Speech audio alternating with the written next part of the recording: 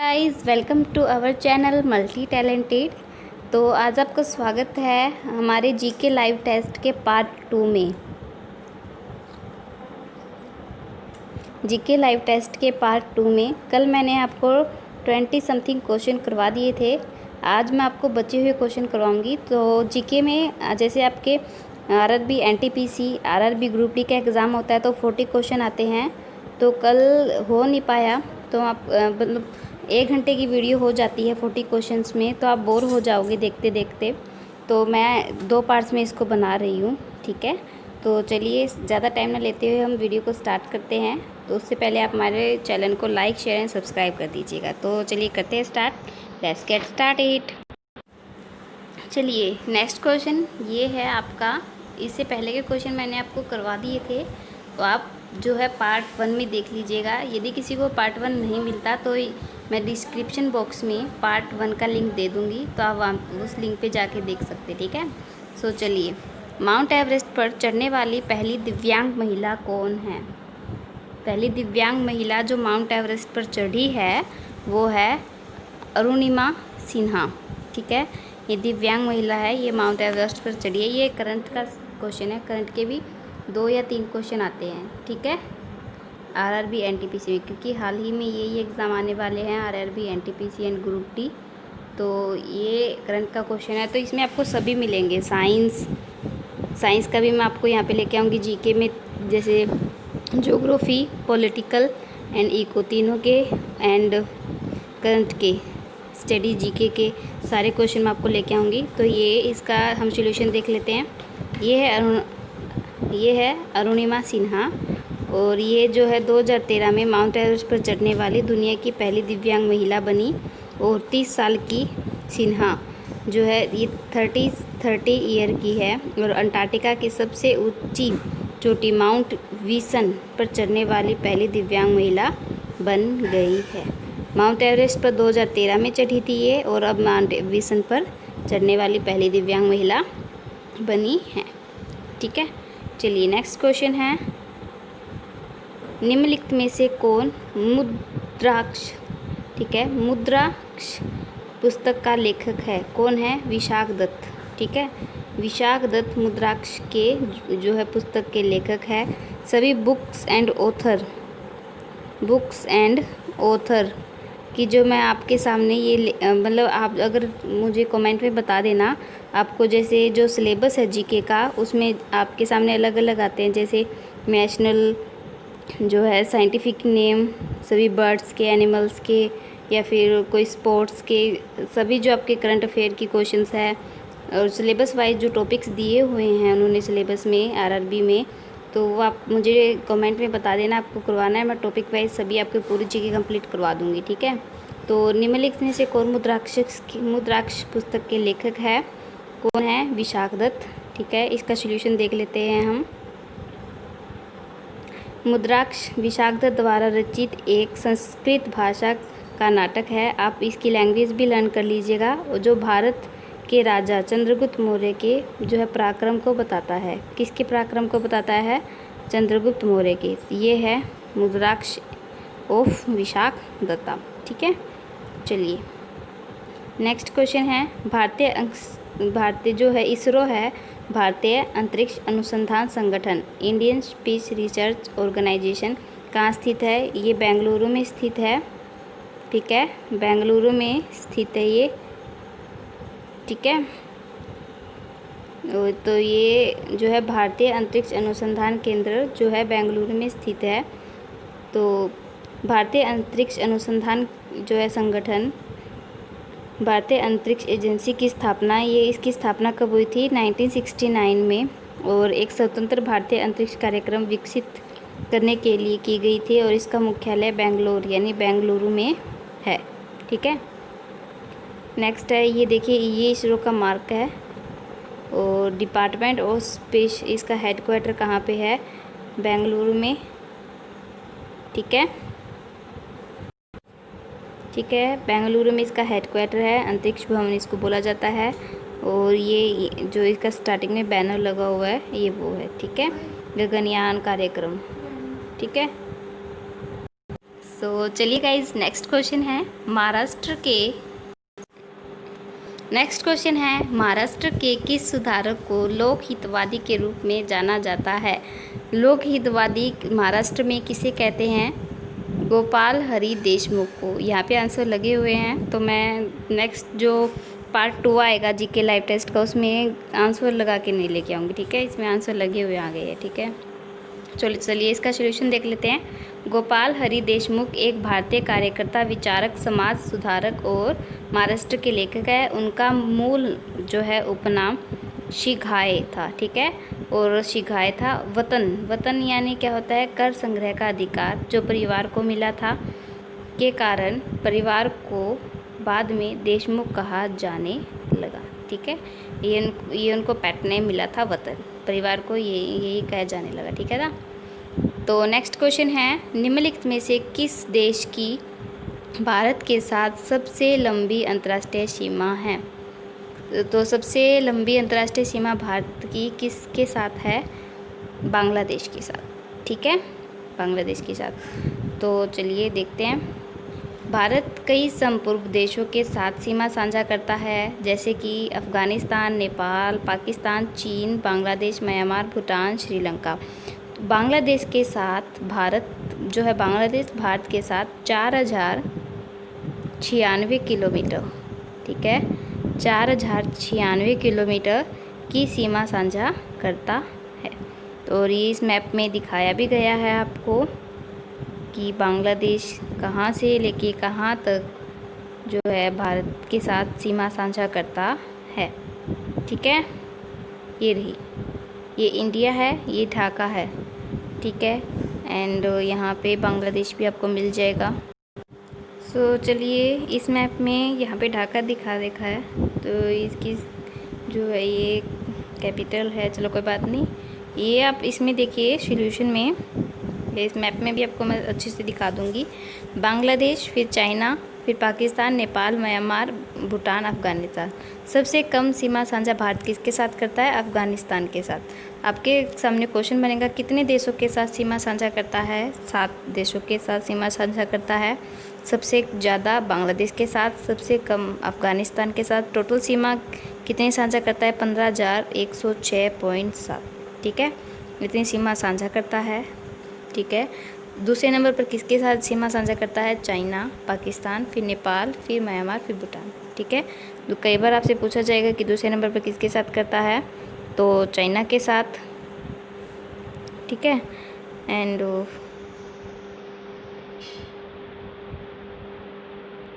चलिए चाइना के साथ फिर पूछा जाएगा थर्ड नंबर पर पाकिस्तान के साथ। यह भी पूछा जा सकता है कि पाकिस्तान के साथ कितने नंबर पर सीमा साझा करता है, तो थर्ड नंबर पर। फिर नेपाल, म्यांमार, भूटान, अफ़गानिस्तान, ठीक है, ऐसे है।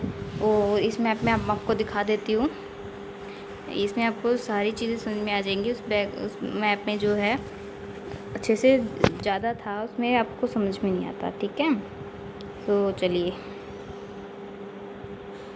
ये देखिए, ये बांग्लादेश के साथ सीमा साझा कर रहा है, ये नेपाल के साथ, ये भूटान के साथ, पाकिस्तान के साथ, ठीक है, श्रीलंका, यहाँ पे इनके साथ तो कर नहीं रहा, चाइना के साथ ये रही दूसरे नंबर पर, ठीक है। ये सारी चीज़ें हैं। तो चलिए नेक्स्ट क्वेश्चन है,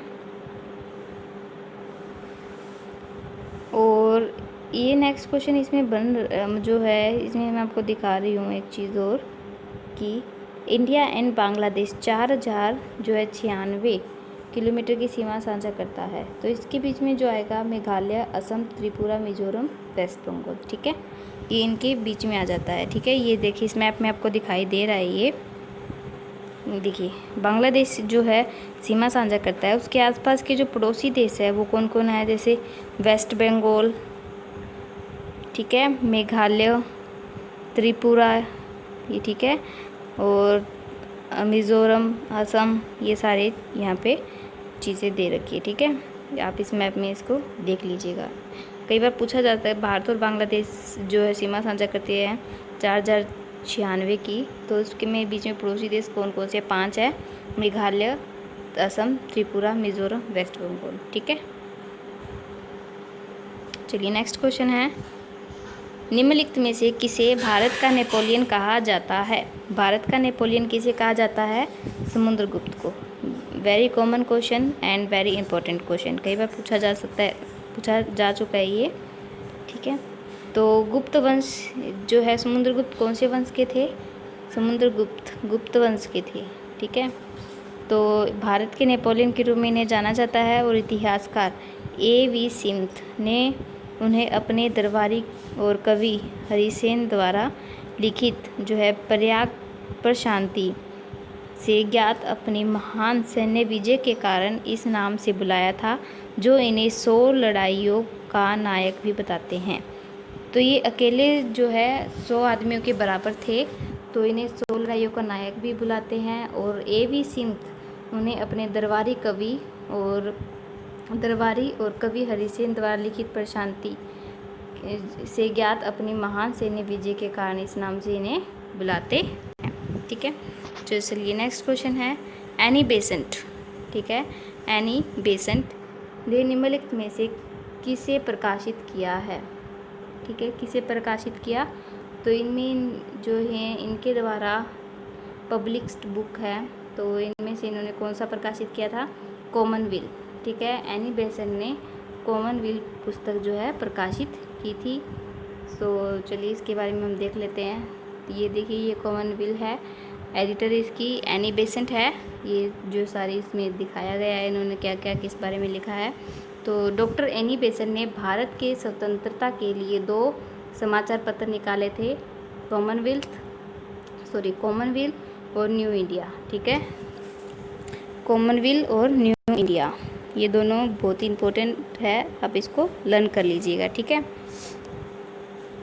नेक्स्ट है संयुक्त राष्ट्र संगठन कब अस्तित्व में आया था? संयुक्त राष्ट्र संगठन यूएनओ कब अस्तित्व में आया था? 24 अक्टूबर 1945 को। आप इसको लर्न कर लीजिए। 1945 को जो है अस्तित्व में आया था यूएनओ, ठीक है। 24/10/45 आप इसको ऐसे ट्रिक से लर्न कर सकते हो। कैसे आपको बता देती हूँ, कुछ भी ट्रिक बना लीजिए। 24 2 4 2 दूनी 4, ठीक है। फिर 10 लिख दीजिए, फिर 4 और इसका हाफ 45, ठीक है। 24/10/45, ठीक है, गुड। तो चलिए नेक्स्ट क्वेश्चन है, इसका सॉल्यूशन भी देख लेते हैं। संयुक्त राष्ट्र संघ यूएन जो है आधिकारिक तौर पर 24 अक्टूबर 1945 को सुरक्षा परिषद के 5 स्थायी जो है सदस्यों, जब स्टार्टिंग में इसके कितने 5 सदस्य थे स्थायी?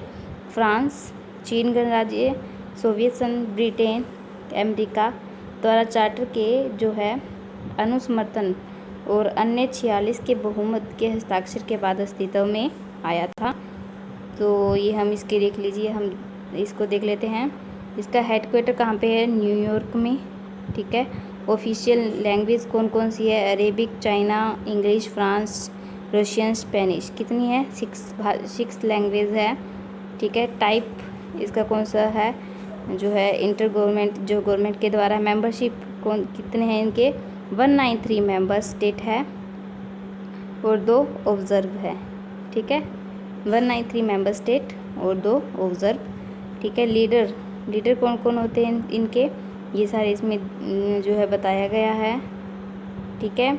और इसका जो है एस्टेब्लिशमेंट कब हुआ था, ये भी सब इसमें बताया गया है। 26 जून 1945 को इसमें ये साइन हुआ था, ठीक है। इसमें चार्टर आया था 24 अक्टूबर 1945 को। तो इसको ये जो है अस्तित्व में लाया गया था, ठीक है। चलिए नेक्स्ट क्वेश्चन है, महात्मा गांधी ने भारत में सबसे पहले सत्याग्रह का हथियार कहाँ आजमाया था? सबसे पहले सत्याग्रह का जो हथियार चंपारण में आजमाया था। आप मुझे कमेंट करके बताना।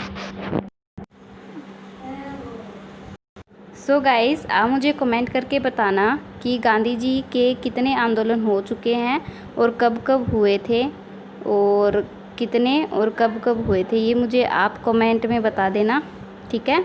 सो ये जो चंपारण आंदोलन 1917 में हुआ था, इसका हम सॉल्यूशन भी देख लेते हैं। जो है 1915 में भारत लौटने के बाद ये क्वेश्चन बन जाता है कि गांधी जी भारत कब आए थे। 1915 में कहाँ से आए थे? दक्षिण अफ्रीका से आए थे। और चंपारण आंदोलन फिर 1917 में होता है। 21 साल की यात्रा करने के बाद 1917 में उन्होंने चंपारण आंदोलन किया था अपनी धरती की, भारत की धरती की सुरक्षा के लिए। ठीक है, नेक्स्ट क्वेश्चन है, भारत के प्रसिद्ध मयूर सिंहासन और हीरे कोहिनूर को किसके द्वारा ले जाया गया था? ठीक है, मयूर सिंहासन और हीरे कोहिनूर किसके द्वारा ले जाया गया था? नादिर शाह के द्वारा। ठीक है, किसके द्वारा ले जाया गया था? नादिर शाह के द्वारा मयूर सिंहासन और हीरे कोहिनूर को ले जाया गया था। इसका हम सॉल्यूशन भी देख लेते हैं। मयूर सिंहासन एक प्रसिद्ध आभूषण वाला सिंहासन था। ये है मयूर सिंहासन, देखिए अमेजिंग है ना। ये देखिए, ये है मयूर सिंहासन। ये प्रसिद्ध आभूषण वाला सिंहासन है जो भारत के मुगल सम्राटों का आसन था। पहले जो है बहुत पैसे हुआ करते थे, ये जो अपने सिंहासन में या फिर अपने ज्वेलरी में इनमें लगा देते थे सारी मनी। ठीक है, भारत के प्रसिद्ध मयूर सिंहासन और हीरे कोहिनूर को नादिर शाह द्वारा ले जाया गया था।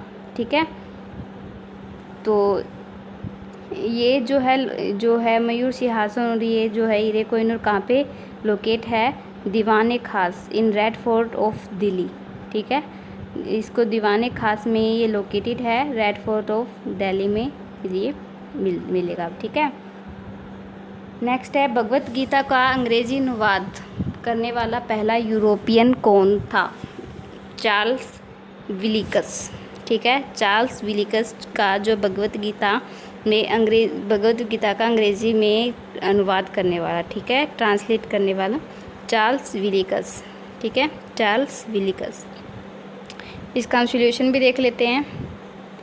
1785 में भगवत गीता का पहली बार चार्ल्स विलिकस ने अंग्रेज़ी में अनुवाद किया था और ब्रिटिश ईस्ट इंडिया कंपनी द्वारा लॉर्ड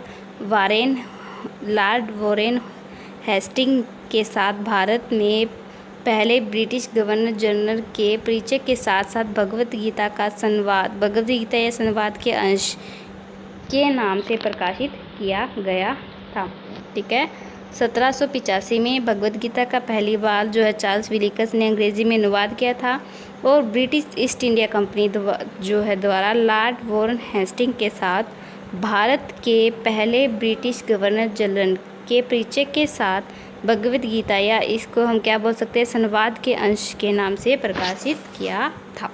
किसकी मदद से? लॉर्ड वॉरेन हेस्टिंग की मदद से। ठीक है, नेक्स्ट क्वेश्चन है, ये नेक्स्ट क्वेश्चन आपके सामने, किस ग्रह की स्थिति जब वह सूर्य के सबसे नज़दीक होता है उसे कहा जाता है?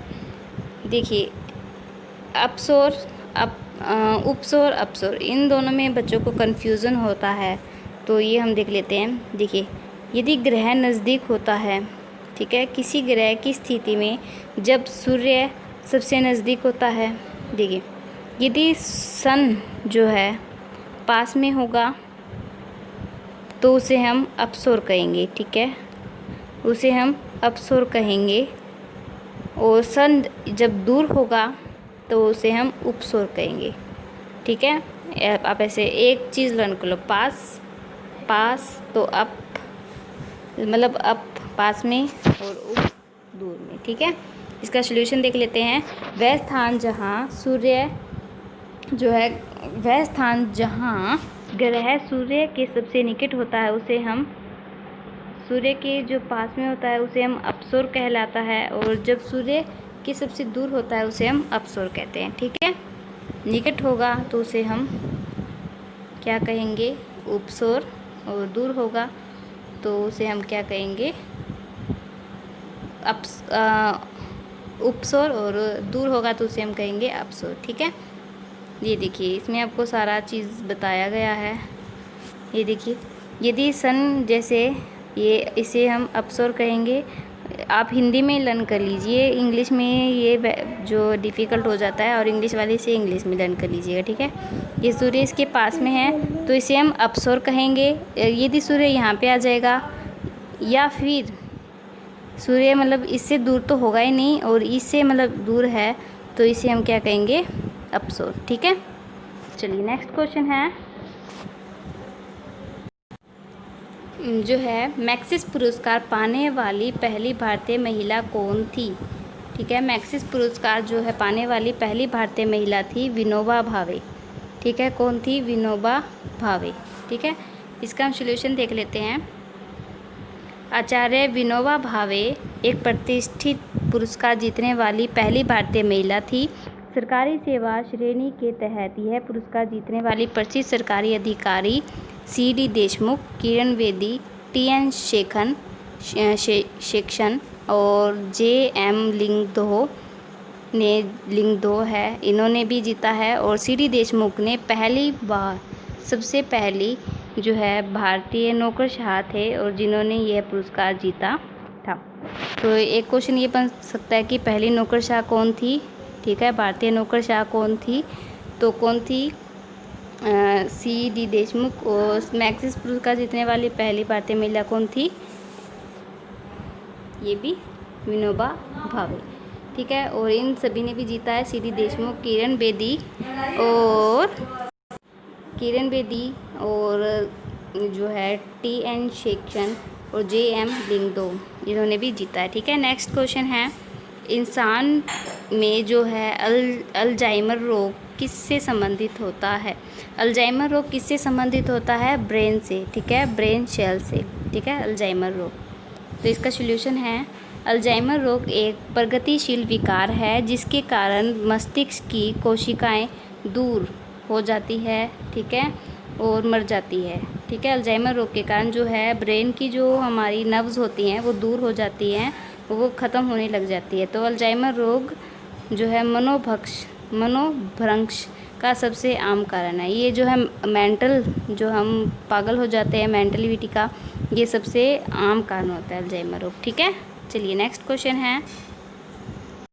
नेक्स्ट है, ये इकोनॉमिक्स का क्वेश्चन आ गया। बैंक दर वह दर है जिस पर, ये बिल्कुल इजी क्वेश्चन है। बैंक दर जो होती है जिसमें जो है भारतीय रिजर्व बैंक वाणिज्य बैंकों के साथ कर लेती है, ऋण लेता है, ठीक है। बैंक दर में तो जो है ऋण दिया जो है RBI जो है जो उनको जो है ऋण देता है, ठीक है, इसमें जो है ऋण दिया जाता है, तो इसको हम बैंक दर कहते हैं, बैंक रेट कहते हैं। आप इसको ऐसे लर्न कर लीजिए, जिसमें RBI ऋण देता है उसको हम बैंक दर कहते हैं। इसका सॉल्यूशन देख लेते हैं। बैंक दर आधिकारिक ब्याज दर को जो है ब्याज दर को संबंधित करती है जिस पर RBI बैंकिंग प्रणाली को ऋण प्रदान करती है, जिसमें वाणिज्य, सरकारी, सहकारी बैंक, विकास बैंक इत्यादि शामिल है। नेक्स्ट क्वेश्चन है, संवैधानिक उपचार का अधिकार किसके अंतर्गत आता है? राइट ऑफ कॉन्स्टिट्यूशनल जो है रिमीडियस कम्स अंडर, किसके अंदर आता है ये? संवैधानिक उपचार का अधिकार मौलिक अधिकार के अंदर, फंडामेंटल राइट्स के अंदर, ठीक है। बिल्कुल इजी क्वेश्चन। सो इसका सॉल्यूशन है, भारत में एक अधिकार है जो बताता है कि कोई व्यक्ति सर्वोच्च न्यायालय में जा सकता है और यदि वह अपने मौलिक अधिकारों को सुरक्षित रखना चाहता है तो वह यह अधिकार सर्वोच्च न्यायालय के लिए अनुच्छेद 32 के तहत, कौन से आर्टिकल 32 के तहत, उच्च न्यायालय के लिए अनुच्छेद 200 जो है उच्च न्यायालय यानी सुप्रीम कोर्ट कौन से अनुच्छेद के तहत आता है? 226 के तहत आता है और इसमें संवैधानिक उपचारों के अधिकार के रूप में इसे जाना जाता है, ठीक है। तो जो है आर्टिकल 32 को भीमराव अंबेडकर ने क्या कहा था? आप मुझे कमेंट करके बताना, ठीक है। चलिए बिल्कुल इजी है, आप मुझे कमेंट करके बताइएगा। नेक्स्ट है, किस बैंक के साथ भारत सरकार ने $1.5 मिलियन के ऋण पर हस्ताक्षर किए हैं जो नोवेल कोरोना वायरस यानी कोविड-19 महामारी के विरुद्ध सरकार की प्रतिक्रिया का समर्थन करेगा? तो किसके साथ $1.5 मिलियन पे हस्ताक्षर किए हैं? एशियन डेवलपमेंट बैंक के साथ, ठीक है, एशियाई विकास बैंक के साथ, ठीक है। इसका हम सॉल्यूशन देख लेते हैं। जो है भारत सरकार ने एशियाई विकास बैंक ADB के साथ $1.5 बिलियन, बिलियन है मिलियन नहीं है, $1 बिलियन के ऋण पर हस्ताक्षर किए जो नोवेल कोरोना वायरस कोविड-19 महामारी के विरुद्ध सरकार की प्रतिक्रिया का समर्थन करेगा। एशियाई विकास बैंक की स्थापना 1996 ठीक है, सॉरी 1966 में हुआ था, सॉरी, ठीक है, आप ध्यान रखिए, गलत पढ़ लिया था मैंने, 1966 में हुई थी। और इसके जो है 68 सदस्य हैं, 68 सदस्य हैं, जिसमें से 49 एशियाई क्षेत्र के हैं, ठीक है। देखिए इसमें जो है 68 सदस्य हैं और जिसमें से 49 एशियाई क्षेत्र के हैं, ठीक है। 68 सदस्य है और 49 जो है एशियाई क्षेत्र के हैं, तो बाकी के जो 19 रहते हैं वो हमारे इंडिया के हैं, ठीक है। चलिए नेक्स्ट है, किस संगठन में ट्रेड्स इन वर्ल्ड मिलिट्री जो है एक्सपेंडिचर 2019 से अपनी रिपोर्ट जारी की है? किसने जारी की है जो है trades and world military expenditure की जो है 2019 शीर्षक में पहली रिपोर्ट कौन जारी करता है? इसका आज मुझे आंसर बताइए। चलिए इसका आंसर है सी, इसका आंसर है C, Stockholm international peace research institute जो है इस संगठन ने trends in world military expenditure 2019 शीर्षक रिपोर्ट जारी की है, ठीक है। इसका सॉल्यूशन देख लेते हैं। जो है Stockholm international peace research institute SIPRI ने अपनी report trades in world military expenditure 2019 जारी की है। 2019 में 5 जो है बड़े खर्चकर्ता माने गए हैं, कौन कौन? सबसे पहले नंबर पर आता है, ये पूछा जाएगा आपसे कि trades in world military expenditure के रूप में सबसे फर्स्ट स्थान पर कौन है? जो है संयुक्त राष्ट्र अमेरिका, ठीक है, यूनाइटेड स्टेट। दूसरे स्थान पर है चीन और थर्ड नंबर पर भारत की रैंक पूछे जाए कि भारत कौन से स्थान पे है? थर्ड नंबर पर है, ठीक है। और फिफ्थ नंबर पर जो है, तो चलिए फर्स्ट नंबर पर है संयुक्त राष्ट्र अमेरिका, भारत थर्ड नंबर पर है, फोर्थ नंबर पर रूस और फिफ्थ नंबर पर सऊदी अरब, ठीक है, और चीन दूसरे नंबर पर है। चलिए ये जो है सबसे खर्चकर्ता देश माने गए हैं, ठीक है। सो चलिए नेक्स्ट क्वेश्चन है, किस राज्य सरकार ने महिलाओं को घर आधारित रोजगार प्रदान करने के लिए जीवन शक्ति योजना शुरू की है? जो है महिलाओं को घर पे ही वर्क करने के लिए, घर पे ही कार्य करने के लिए रोजगार प्रदान कर रही है, घर पर बैठे बैठे। तो वो कौन सा जो है जो स्टेट ने योजना शुरू की है? जीवन शक्ति योजना। तो कौन से ने की है? आप मुझे इसका आंसर बताइए। किसने की है? एमपी ने, ठीक है, मध्य प्रदेश, ठीक है, मध्य प्रदेश ने जीवन शक्ति योजना शुरू की है महिलाओं के लिए, ठीक है। एमपी के आप मुझे सीएम और गवर्नर बताइएगा, ठीक है, कमेंट में। और ध्यान रखिए, अगर आपका कमेंट ही आया तो भी मैं जो मैंने आपसे क्वेश्चन पूछे हैं तभी मैं इनका आंसर बताऊंगी, ठीक है। और कोई डाउट हो वो भी आप मुझे कमेंट में पूछ लेना, ठीक है। मध्य प्रदेश के मुख्यमंत्री, ये आएगा इसका सॉल्यूशन में, मध्य प्रदेश के मुख्यमंत्री शिवराज सिंह चौहान ये हैं, और जीवन शक्ति योजना का शुभारंभ किया। इसके तहत जो है शहरी क्षेत्रों की महिलाएं घर पर मास्क बनाकर काम कर सकती है और रन कर सकती है। और सरकार उन्हें प्रति मास्क के कितने रुपए दे रहे हैं? 11 रुपये, ठीक है। तो ये जो कोविड-19 स्टार्ट हुआ था, इस कोविड-19 की वजह से महिलाओं के लिए काम जो है शुरू कर दिया है मध्य प्रदेश सरकार ने। तो इनके जो सीएम तो यहाँ पे है, और आप मुझे गवर्नर कमेंट करके बताना कौन है, ठीक है। तो सीएम कौन है? शिवराज सिंह चौहान। नेक्स्ट है, गैर बैंकिंग कंपनी जिसे हाल ही में भारतीय रिजर्व बैंक से जो है ब्रांडेड प्रीपेड जो है कार्ड जारी करने की मजबूरी मिली है। तो कौन से बैंक को मिली है? ट्रांसकॉर्प इंटरनेशनल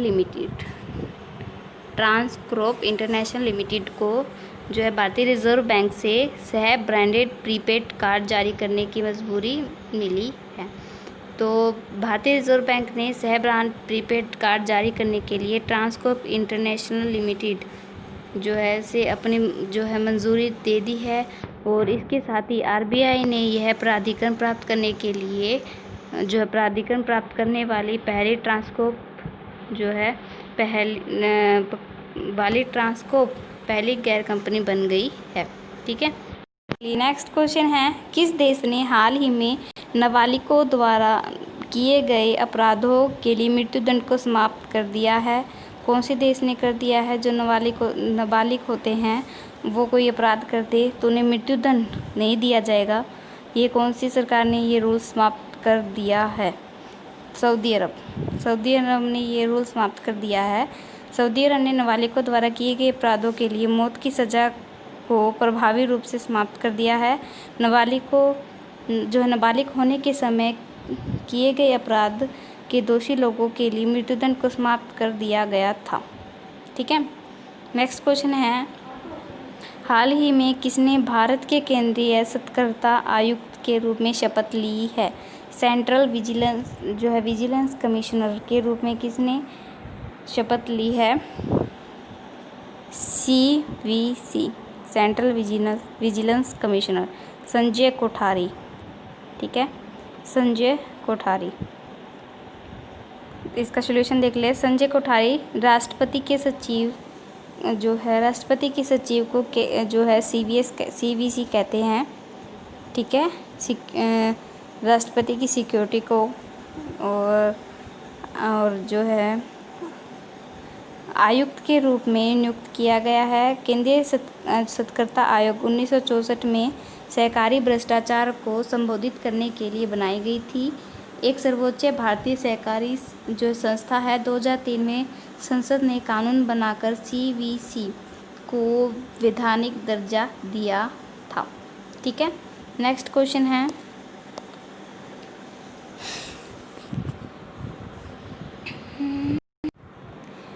मुझे इसका आंसर बता दीजिए कि GDP ग्रोथ जो है इंडिया में 2020 से 21 में फाइनेंशियल ईयर 2020 से 21 में पर इंडिया रेटिंग कितनी है GDP की? चलिए इसका आंसर देख लेते हैं हम। 3.6%।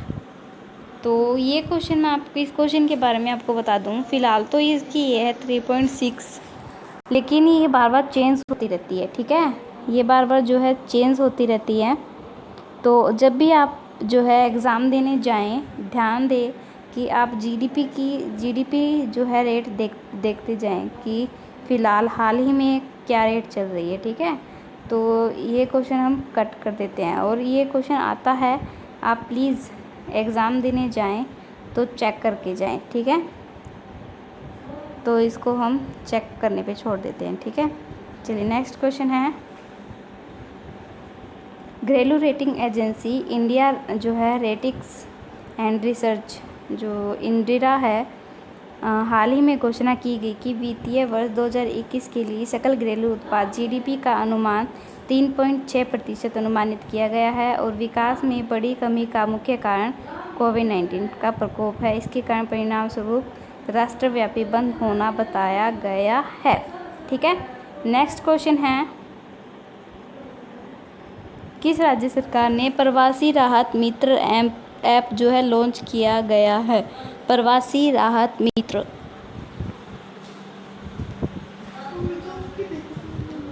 राहत मित्र ऐप किसने लॉन्च किया है? उत्तर प्रदेश सरकार ने। ठीक है, इसका सॉल्यूशन है, उत्तर प्रदेश जो है शासन ने प्रवासी को योजना रुकिए 1 मिनट।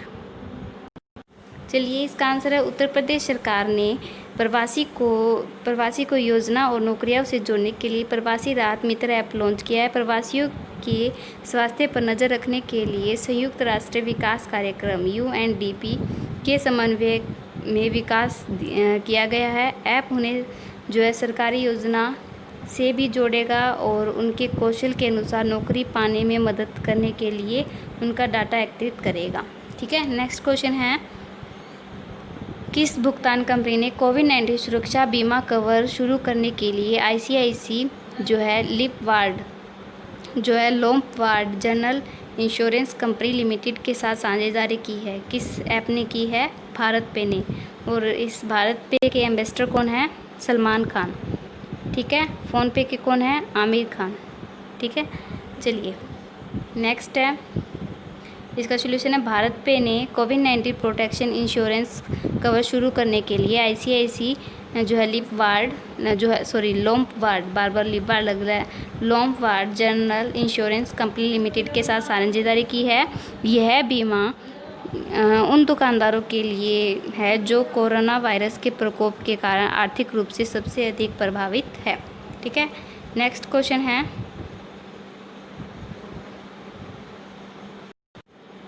निम्नलिखित में से किस मंत्रालय ने देश में विभिन्न हिस्सों में फंसे विदेशी पर्यटकों की ठीक है, देश में विभिन्न हिस्सों में फंसे जो है विदेशी पर्यटकों की मदद के लिए भारत में फंसे नामक एक पोर्टल लॉन्च किया है? कौन से मंत्रालय लॉन्च किया है ये? इसका सोल्यूशन देख लेते हैं। पर्यटक मंत्रालय ने। ठीक है। पर्यटन मंत्रालय मिनिस्ट्री ऑफ टूरिज्म ने देश के विभिन्न हिस्सों में फंसे विदेशी पर्यटकों की मदद के लिए भारत में फंसे नामक एक पोर्टल लॉन्च किया है और इसका वेब पता ये है। ठीक है। जो है इसकी वेबसाइट ये है। ठीक है, standardindia.com। चलिए नेक्स्ट क्वेश्चन है। ठीक है, ये इसकी वेबसाइट है। तो गाइस ये हमारा लास्ट क्वेश्चन था। हमारे 40 क्वेश्चन कंप्लीट हो चुके हैं। कुछ क्वेश्चन मैंने आपको पार्ट 1 में करा दिए थे और आज मैंने आपको 20 से 25 क्वेश्चन करवा दिए हैं और कल भी मैंने आपको 20 से 25 क्वेश्चन कराए थे। पार्ट 1 की वीडियो आपको हमारे जो है यूट्यूब चैनल मल्टी टैलेंटेड पर मिल जाएगी और अगर आपको ना मिले तो इसका लिंक मैं आपको डिस्क्रिप्शन में दे दूँगी, आप डिस्क्रिप्शन में जाके चेक कर सकते हैं। ठीक है। सो चलिए मिलते हैं नेक्स्ट वीडियो में जीके लाइव टेस्ट 2 में। ठीक है, जीके लाइव टेस्ट 2 में मिलते हैं। ठीक है। चलिए चलिए गाइस, आप हमारे चैनल को लाइक, शेयर एंड सब्सक्राइब कर दीजिएगा और मोर नोटिफिकेशन एंड अपडेट्स के लिए आप हमारे चैनल के बेल आइकन को भी प्रेस कर दीजिएगा। ठीक है। चलिए मिलते हैं नेक्स्ट वीडियो में। तब तक keep studying, keep sharing, keep studying, keep sharing. Thank you for watching this video guys. Bye.